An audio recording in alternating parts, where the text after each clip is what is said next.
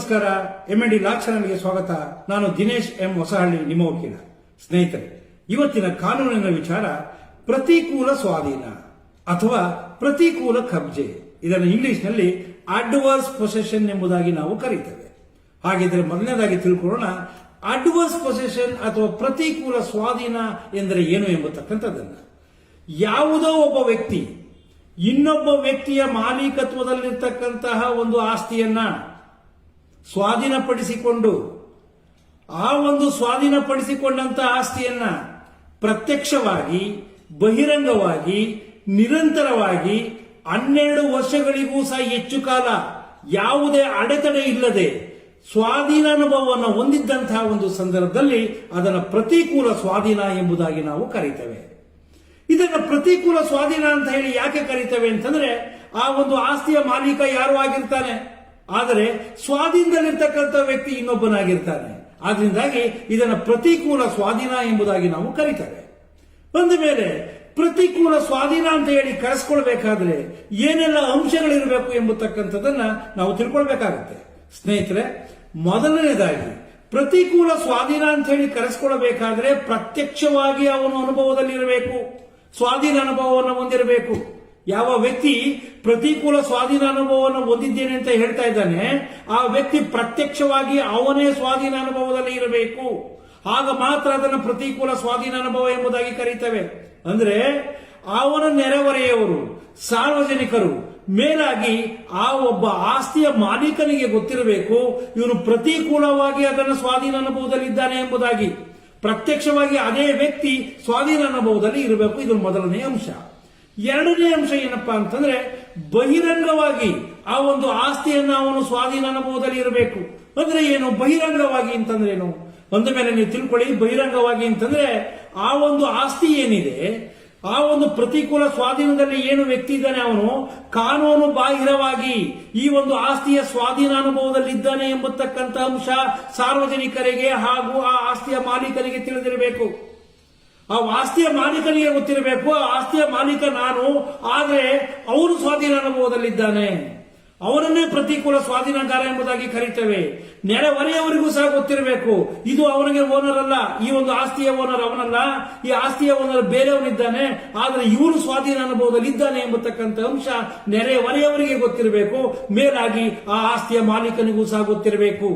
ಇದು ಎರಡನೇ ಮುಖ್ಯವಾಗಿರ್ತಕ್ಕಂಥ ಅಂಶ. ಆಮೇಲೆ ಮೂರನೇ ಮುಖ್ಯ ಅಂಶಕ್ಕೆ ಹೋಗೋಣ ನಾವು. ಅಂದ ಮೇಲೆ ಮೂರನೇ ಅಂಶ ಏನಪ್ಪಾ ಅಂತಂದ್ರೆ, ಆ ಒಬ್ಬ ಪ್ರತಿಕೂಲ ಸ್ವಾಧೀನಗಾರ ಏನಿದ್ದಾನೆ ನಿರಂತರವಾಗಿ ಯಾವುದೇ ಅಡೆತಡೆಗಳು ಇಲ್ಲದೆ 12ಕ್ಕೂ ಹೆಚ್ಚು ವರ್ಷಗಳ ಕಾಲ ಅದನ್ನು ಸ್ವಾಧೀನ ಅನುಭವದಲ್ಲಿ ಅವನು ಇರಬೇಕು. ಅಂತಹ ಸಂದರ್ಭದಲ್ಲಿ ಮಾತ್ರ ಅದನ್ನು ನಾವೇನಂತ ಕರಿಬಹುದು ಅಂದ್ರೆ ಪ್ರತಿಕೂಲ ಸ್ವಾಧೀನ ಎಂಬುದಾಗಿ ಕರಿಬೇಕು. ನಿರಂತರವಾಗಿ ಅವನು ಇರಬೇಕು. 1 ವರ್ಷ ಅವನು ಅದರಲ್ಲಿ ಸ್ವಾಧೀನ ಅನುಭವದಲ್ಲಿ ಇರೋದು, ಇನ್ನೊಂದು 2 ವರ್ಷ ಬಿಟ್ಟು ಹೋಗೋದು, ಮತ್ತೆ ಬರೋದು, ಮತ್ತೊಂದು ವರ್ಷ ಇರ್ತಕ್ಕಂಥದ್ದು, 6 ತಿಂಗಳು ಇರ್ತಕ್ಕಂಥದ್ದು, ಈ ರೀತಿಯಾದ ಸ್ವಾಧೀನ ಅನುಭವವನ್ನು ಹೊಂದಿದ್ರೆ ಅದು ಪ್ರತಿಕೂಲ ಸ್ವಾಧೀನ ಆಗೋದಿಲ್ಲ. ಪ್ರತಿಕೂಲ ಸ್ವಾಧೀನ ಅಂತ ಹೇಳಿ ಕರೆಸಿಕೊಳ್ಬೇಕಾದ್ರೆ ನಿರಂತರವಾಗಿ ಅವನು ಆ ಆಸ್ತಿಯನ್ನು ಸ್ವಾಧೀನ ಅನುಭವದಲ್ಲಿ ಇರಬೇಕು, ಸ್ವಾಧೀನ ಪಡಿಸಿಕೊಂಡಿರಬೇಕು, ಕಬ್ಜೆಯನ್ನು ಅವನು ಅದರ ಮೇಲೆ ಹೊಂದಿರಬೇಕು. ಆಗ ಮಾತ್ರ ಅದನ್ನು ನಿರಂತರವಾದ ಸ್ವಾಧೀನ ಎಂಬುದಾಗಿ ನಾವು ಕರೀತೇವೆ. ಅದೇ ರೀತಿಯಲ್ಲಿ ಯಾವುದೇ ಅಡೆತಡೆಗಳು ಇರಬಾರದು. ಯಾವುದೇ ಅಡೆತಡೆಗಳು ಅಂದ್ರೆ ಏನು? ಅದರ ಮಾಲೀಕ ಏನಿದ್ದಾನೆ ಅವರು ಇವನ ಮೇಲೆ ಯಾವುದೇ ಒಂದು ನ್ಯಾಯಾಲಯದಲ್ಲಿ ಆ ಒಂದು ಆಸ್ತಿಗೆ ಸಂಬಂಧಪಟ್ಟಂತೆ ಯಾವುದೇ ಪ್ರಕರಣವನ್ನು ದಾಖಲು ಮಾಡಿರಬಾರದು. ಇದು ನನ್ನ ಆಸ್ತಿ, ನನಗೆ ಸೇರಿರ್ತಕ್ಕಂಥ ಆಸ್ತಿ, ಇಂಥ ಆಸ್ತಿ ಮೇಲೆ ಇಂಥ ವ್ಯಕ್ತಿ ಪ್ರತಿಕೂಲ ಸ್ವಾಧೀನವನ್ನು ಹೊಂದಿದ್ದಾನೆ, ಅದನ್ನು ನನಗೆ ಮರಳಿಸಿಕೊಡಿ, ಅದರ ಸ್ವಾಧೀನ ಅನುಭವವನ್ನು ನನಗೆ ಮರಳಿಸಿಕೊಡಿ ಅಂತ ಯಾವುದೇ ಒಬ್ಬ ಮಾಲೀಕ ಅದರ ಮೇಲೆ ಯಾವುದೇ ಪ್ರಕರಣವನ್ನು ದಾಖಲು ಮಾಡಿರಬಾರದು. ಅಂದ್ರೆ ಆ ಒಬ್ಬ ಮಾಲೀಕ ಇವನ ಒಂದು ಸ್ವಾಧೀನ ಅನುಭವವನ್ನು ನೋಡಿಕೊಂಡು ಸುಮ್ಮನೆ ಇರಬೇಕು. ಯಾವುದೇ ಕಾರಣಕ್ಕೂ ಅವನು ಅದಕ್ಕೆ ತೊಡಕನ್ನು ಉಂಟು ಮಾಡಿರಬಾರದು, ಯಾವುದೇ ಪ್ರಕರಣಗಳನ್ನು ದಾಖಲು ಮಾಡಿರಬಾರದು, ಯಾವುದೇ ಸ್ಟೇಷನ್ ನಲ್ಲಿ ದೂರನ್ನು ದಾಖಲು ಮಾಡಿರಬಾರದು. ಅಂತಹ ಒಂದು ಸಂದರ್ಭದಲ್ಲಿ ಮಾತ್ರ ಅದನ್ನು ನಾವು ಪ್ರತಿಕೂಲ ಸ್ವಾಧೀನ ಅಂತ ಹೇಳಿ ಕರಿತೇವೆ ಹೊರತು ಇವನು ಒತ್ತಾಯಪೂರ್ವಕವಾಗಿ ಕಾನೂನಿನಲ್ಲಿ ಯಾವುದೇ ಹೋರಾಟವನ್ನು ಮಾಡಿಕೊಳ್ತಾ ಸ್ವಾಧೀನ ಅನುಭವವನ್ನು ಹೊಂದಿದ್ರೆ ಅದನ್ನ ಪ್ರತಿಕೂಲ ಸ್ವಾಧೀನ ಎಂಬುದಾಗಿ ನಾವು ಕರೆಯೋದಿಕ್ಕೆ ಸಾಧ್ಯ ಇಲ್ಲ.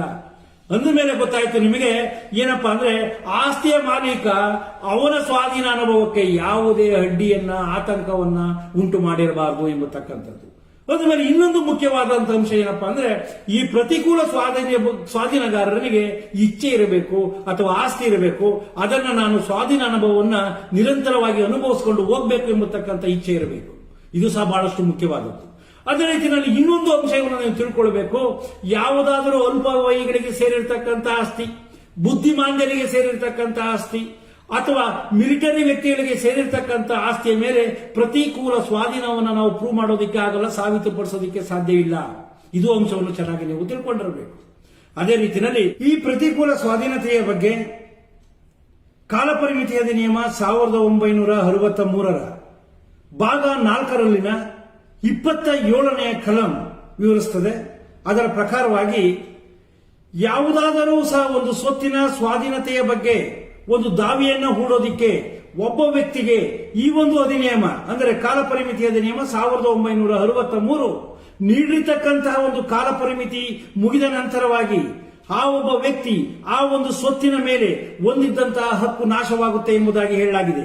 ಅಂದ ಮೇಲೆ ನಾವು ಅರ್ಥ ಮಾಡ್ಕೊಳ್ಬೇಕು, ಕಾಲಪರಿಮಿತಿ ಅಧಿನಿಯಮದ ಸೆಕ್ಷನ್ 27ರ ಪ್ರಕಾರವಾಗಿ ಒಬ್ಬ ವ್ಯಕ್ತಿಗೆ ಒಂದು ಸ್ವತ್ತಿನ ಸ್ವಾಧೀನಕ್ಕಾಗಿ ದಾವೆಯನ್ನ ಹೂಡೋದಿಕ್ಕೆ ನೀಡಲ್ಪಟ್ಟಿರ್ತಕ್ಕಂತಹ ಒಂದು ಅವಧಿ ಅಂದರೆ ಈ ಒಂದು ಪ್ರತಿಕೂಲದ ಸ್ವಾಧೀನತೆಯ ಬಗ್ಗೆ ಹೇಳೋದಾದ್ರೆ 12 ವರ್ಷಗಳ ಅವಧಿ.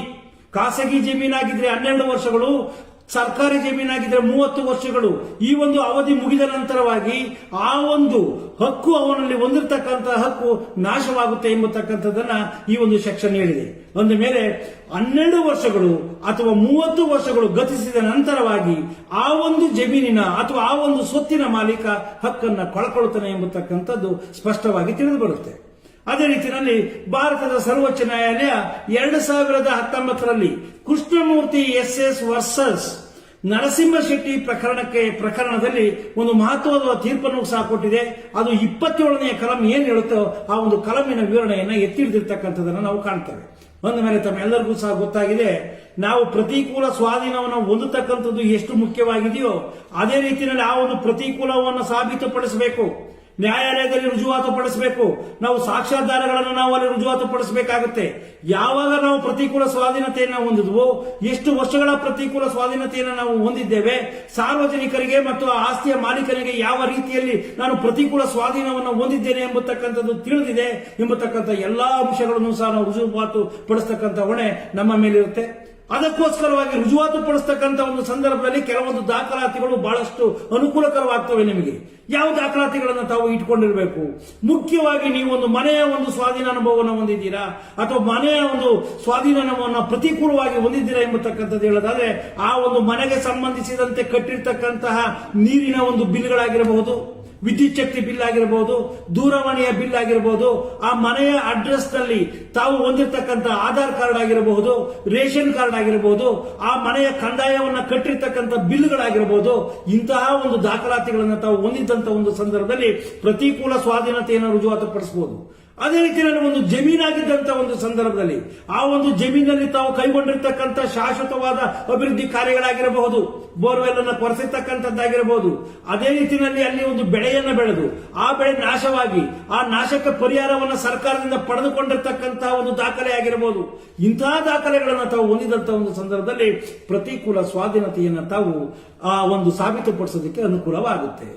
ಇಷ್ಟೆಲ್ಲ ವಿಚಾರಗಳನ್ನ ತಾನು ತಮ್ಮ ಮುಂದೆ ಈ ಒಂದು ಪ್ರತಿಕೂಲ ಕಬ್ಜೆ ಅಥವಾ ಸ್ವಾಧೀನದ ಬಗ್ಗೆ ಇಟ್ಟಿದ್ದೇನೆ. ನಾನು ಕೊಟ್ಟಿರ್ತಕ್ಕಂಥ ಮಾಹಿತಿ ತಮಗೆ ಇಷ್ಟವಾದಂತಹ ಒಂದು ಸಂದರ್ಭದಲ್ಲಿ ನನ್ನ ಚಾನಲ್ NMD ಲಾ ಚಾನಲ್ ಅನ್ನ ತಾವು ಲೈಕ್ ಮಾಡಿ, ಶೇರ್ ಮಾಡಿ, ಅದೇ ರೀತಿಯಲ್ಲಿ ಸಬ್ಸ್ಕ್ರೈಬ್ ಮಾಡಿ ಅಂತ ಕೇಳ್ಕೊಳ್ತಾ ಈ ಒಂದು ನಮ್ಮ ವಾಹಿನಿಯ ಮುಖ್ಯವಾಗಿರ್ತಕ್ಕಂಥ ಉದ್ದೇಶ ಏನಪ್ಪಾ ಅಂತಂದ್ರೆ ನಾಡಿನ ಕಾನೂನನ್ನ ನಾಡಿನ ಜನರಿಗೆ ಸರಳವಾಗಿ ಅರ್ಥೈಸತಕ್ಕಂಥ ಒಂದು ಉದ್ದೇಶವನ್ನು ಹೊಂದಿದೆ. ತಾವು ಹೆಚ್ಚು ಹೆಚ್ಚು ಜನರು ಸಬ್ಸ್ಕ್ರೈಬ್ ಆಗುವ ಮೂಲಕವಾಗಿ ನಮ್ಮ ಚಾನಲಿನ ಬೆಳವಣಿಗೆಗೆ ತಾವು ಒಂದು ಸಹಕರಿಸಬೇಕು ಅಂತ ಕೇಳ್ಕೊಳ್ತಾ ಈ ಒಂದು ವಿಡಿಯೋವನ್ನು ಮುಗಿಸ್ತಾ ಇದ್ದೇನೆ. ಜೈ ಹಿಂದ್, ಜೈ ಕರ್ನಾಟಕ ಮಾತೆ.